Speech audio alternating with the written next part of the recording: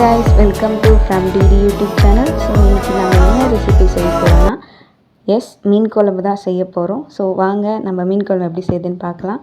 First pan வச்சுக்கோங்க. Pan நல்லா heat ஆன பிறகு ஒரு 5 ஸ்பூன் ஆஃப் ஆயில் ஆட் பண்ணிக்கோங்க.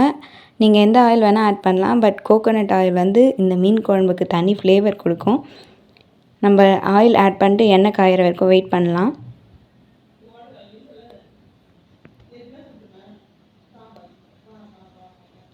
ஓகே, எண்ணெய் நல்லா காஞ்சிருச்சு. இந்த டைமில் நம்ம கொஞ்சம் மஸ்டர்ட் போட்டுக்கலாம். மஸ்டர்ட் வந்து நல்லாவே பொரியணும் எண்ணெயில்.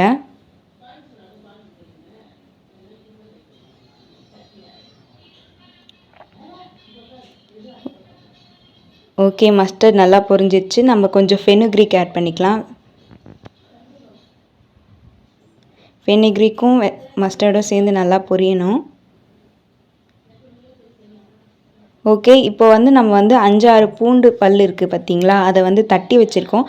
அதையும் இதோட சேர்த்து ஆட் பண்ணிடலாம். ஆட் பண்ணிவிட்டு இந்த நல்லா பூண்டோட பச்சை வாசனை போகிற வரைக்கும் நம்ம வதக்கணும்.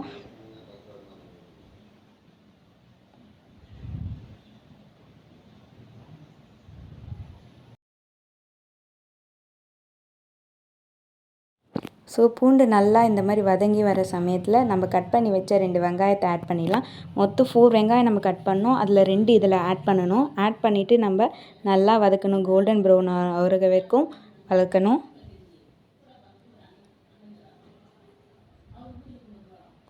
ஸோ வதக்கின பிறகு இந்த தண்ணி இருக்குல்ல, புளி தண்ணி, இதுக்கு வந்து ஒரு லெமன் சைஸ் புளி வந்து எடுத்து தண்ணியில் ஊற வச்சுருங்க, ஒரு கிளாஸ் தண்ணி ஊற்றி. நெக்ஸ்ட்டு அதில் மொத்தம் 4 வெங்காயம் எடுத்தோம். அதில் வதக்கிறதுக்கு 2 வெங்காயம், இதில் 2 வெங்காயத்தை ஷாப்பாக கட் பண்ணதை ஆட் பண்ணணும்.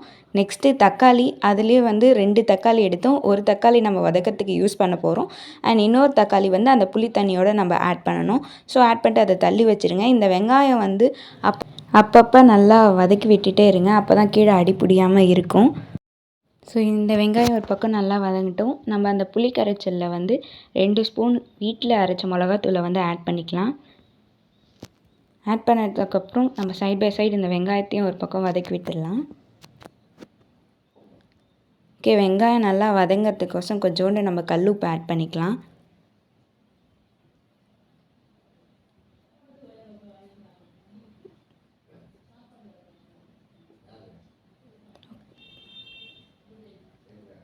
ஓகே, கல்லுப்பு ஆட் பண்ணதுக்கப்புறம் வெங்காயம் நல்லா வெந்துருச்சு. நெக்ஸ்ட்டு இதில் தக்காளி ஆட் பண்ணலாம். 2 தக்காளியில் ஒரு தக்காளி இதில் ஆட் பண்ணி திருப்பி நல்லா வதக்கணும்.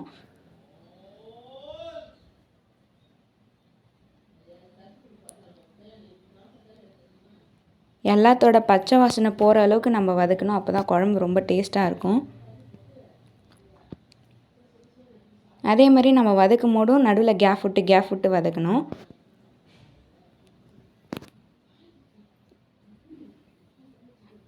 நம்ம தக்காளி ஆட் பண்ணதுக்கப்புறம் சில தக்காளிங்கெல்லாம் உடையாமல் இருந்துச்சுன்னா அதை நல்லா நம்ம வந்து கரண்டி வச்சு குத்தி உடைச்சிடலாம்.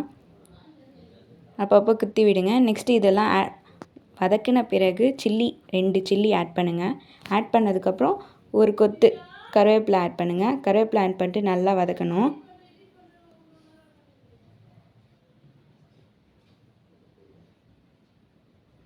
நல்லா வதக்கின பிறகு இதில் வந்து 1 ஸ்பூன் நம்ம டர்மரிக் பவுடர் ஆட் பண்ணிக்கலாம். டர்மரிக் பவுடர் ஆட் பண்ணிட்டு நல்லா வதக்குங்க. இப்போ நம்ம கரைச்சி வச்ச புளி தண்ணியை வந்து ஆட் பண்ணிடலாம். ஸோ எல்லாமே வெந்து வந்திருக்கு. ஸோ ஆட் பண்ணிவிட்டு நல்லா மேலே எண்ணெய் வரும்போது தான் நம்ம ஃபிஷ் ஆட் பண்ண போகிறோம். ஸோ அது வரைக்கும் வெயிட் பண்ணலாம். இப்போ பார்த்திங்கன்னா மேலே நல்லா எண்ணெய் வந்துடுச்சு. ஸோ இந்த மீனை ஆட் பண்ணிடலாம்.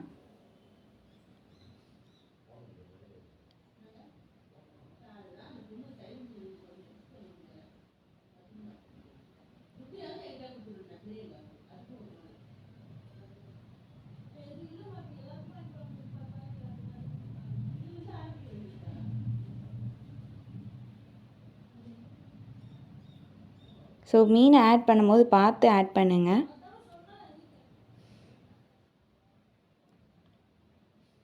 இப்போ நம்ம இந்த டைமில் எந்த கரண்டியும் போட்டு கிளறக்கூடாது, இல்லைன்னா மீன் உடஞ்சிரும். இந்த டைமில் மீன் போட்ட பிறகு நம்ம கட் பண்ணி வச்சுருந்த மாங்காய் போட்டுடலாம். மாங்காய் போட்டதுக்கு நம்ம மேலே வந்து எண்ணெய் வரணும். 5 மினிட்ஸ் கழித்து வந்து பார்த்தா இந்த மாதிரி எண்ணெய் வந்திருக்கும்.